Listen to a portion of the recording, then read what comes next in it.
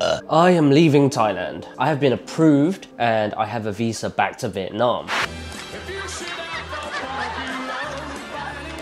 With COVID, most countries are shut. Travel is kind of all over the place now. The process of going back to Vietnam is a little bit murky. If you're thinking about moving to Vietnam, there are actually 3 ways. The first is if you're a Vietnamese national and you have a Vietnamese passport, then you can actually speak to the embassy and they'll get you back. The second, if you're an investor, so you already have a company and some ties, then that company can help you get back. The third way to get back to Vietnam, and the one that I'm going to talk about today, is the foreign expert. So here's a breakdown of everything that you will need.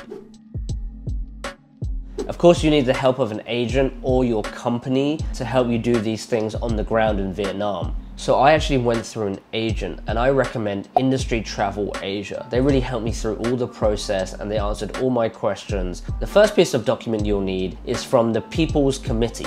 It's a letter for permission with a stamp. The second document you'll need is a visa approval letter from the immigration department, also with the stamp. Step 1 and 2 are crucial because before anything else, if that's not done and approved, then you can't do the rest of these steps. Of course, you'll need to book your flight back to Ho Chi Minh City or anywhere else in Vietnam. You can't actually book that online though. So you'll actually need to go through an authorized travel agent within Vietnam. Then you'll need to fill out an entry and exit form. Don't forget to provide 2 4x6 passport photos.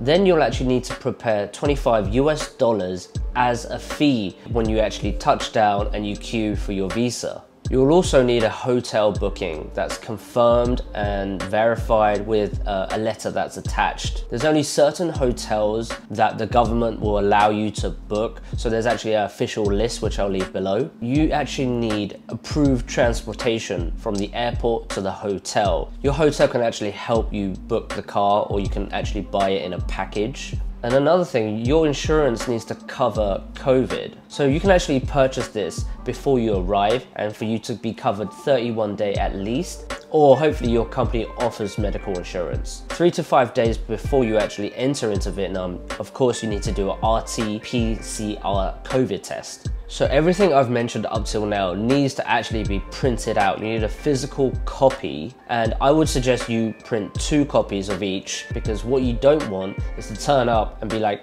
shit, I can't get into the country. So let's say you've confirmed all of that, everything is printed out. There's actually one last step that you need to do. There's a form that you need to fill in from the health department, and I'll leave the link below, but this should be done within 12 hours of actually landing in Vietnam. So what you need to do is actually take a screenshot after filling out that form, and then they can scan it when you're at the airport. And hopefully your sponsoring company will do most of the work for you and go through the agent, but you still have to do a lot of these printing out and running around, getting the test and organizing what you need to do. So be wary of that and give yourself 1 or 2 weeks to do that before you fly. And it usually costs about $60 to $100 to get back without COVID. But with all of these restrictions, it's very costly.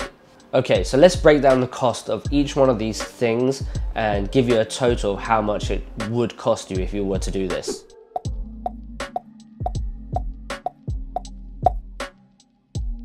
And that's it. So what is it like spending quarantine in a hotel in Vietnam? I'm going to be documenting my experience of that, so check out the next video coming up. All right, peace.